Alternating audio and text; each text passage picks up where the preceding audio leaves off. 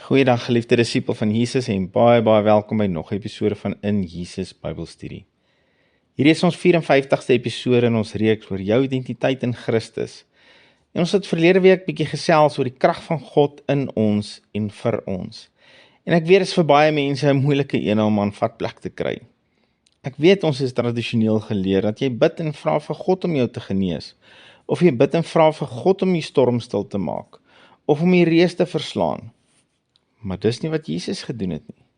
Hy het baie tyd in gebed deurgebring. En hy het selfs nagte deurgebid. Maar hy het nooit vir 'n siek persoon gebid nie.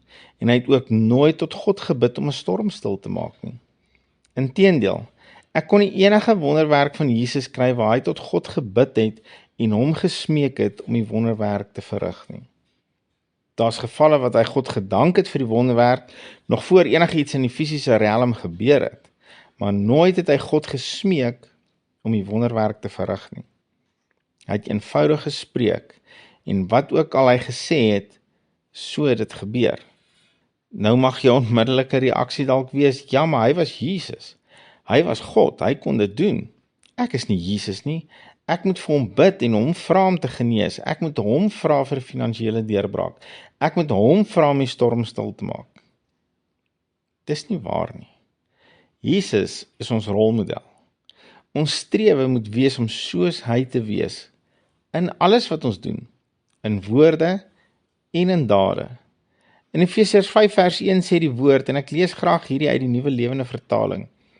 Omdat julle God se kinders is wat hy liefhet, moet julle sy voorbeeld volg. Ons moet God se voorbeeld volg. Hoor wat sê Paulus in 1 Korintiërs 11 vers 1. Volg julle dan my voorbeeld, soos ek Christus sin volg. Paulus sê dat hy Christus se voorbeeld volg. Nou moet ons versigtig wees om te pick and choose watter voorbeeld van Jesus hy hiervan praat. Ons kan nie sê hy volg hom net in die manier hoe hy mense liefgehad het en met deernis hanteer het nie, maar nie in die manier hoe Jesus siekes gesond gemaak het en dooies opgewek het nie. Ek dink as jy dit doen, is jy op baie gevaarlike grond. Paulus het siekes genees met 'n woord, en selfs 'n dooie seun opgewek deur net op hom te gaan lê. Paulus is deur 'n slang gepik, en hy het eenvoudig net die slang afgeskit en verder gegaan. Jesus self het dan in Johannes 14 vers 12 die volgende belofte gemaak. Voorwaar ek sê vir julle, wie in my glo, die werke wat ek doen, sal hy ook doen, en hy sal groter werke doen as dit, omdat ek na my Vader gaan. Let op dat hy begin met voorwaar ek sê vir julle. Hoekom sal Jesus so begin? Want hy weet mense gaan hierdie woorde van hom verdraai en misinterpreteer. Hierdie voorwaar is 'n baie sterk aanspreekvorm. Wat vir ons daarop wys dat dit wat Jesus nou gaan sê, bitter baie belangrik is. En wat sê hy vir ons? Die werke wat ek doen, sal die een wat in my glo ook doen. En wat is dit wat Jesus gedoen het? Hy het siekes genees, blindes laat sien, dowes laat hoor, krepeles laat loop, dooies opgewek, storm stil gemaak, duiwels uitgedryf en die lys gaan net aan en aan. En hy het dit alles gedoen deur slegs 'n woord te spreek.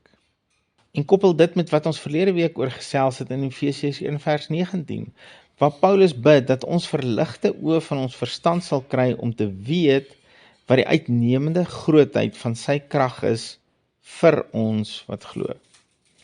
Ons het reeds die uitnemende grootheid van Jesus se krag in ons, en ons kan dit gebruik en aanwend soos Jesus dit gebruik het. Ons moet dit net glo. Die krag is reeds tot ons beskikking. Dis reeds in ons, gegee uit genade, maar dit gaan daar binne in ons bly sonder om ooit enige iets in ons lewens te verwesenlik, mits ons dit in geloof begin gebruik. So, hier is nog so baie wat ek hieroor wil sê, maar ons is uit tyd uit vir vandag, so moet asseblief nie die res van hierdie week mis, soos ons kyk na hoe om Jesus te dupliseer in dit wat hy gedoen het. Here, baie dankie dat u woord vir ons kon verduidelik, wat het u binne in ons verwesenlik. Wat is dit wat u in ons gedeponeer het, en wat u in en deur ons wil bereik in hierdie wêreld. Here, help ons om aan te gryp en 'n openbaring te kry van die krag en die autoriteit wat u binne in ons gedeponeer het, en dat ons daarin sal begin stap as volwasse, volwaardige seuns van God, sodat U koninkryk in hierdie wêreld verheerlik kan word. In Jesus naam, amen. Jy is so welkom om ons webwerf te gaan besoek vir bietjie meer inligting oor ons bediening by injesus.co.za of ons podcast by In Jesus Bybelstudie, en ons het dan ook 'n YouTube kanaal met die naam van In Jesus Ministry. Geliefde van Jesus, onthou, hou jou oog op Jesus en jou neus in sy woord. Shalom.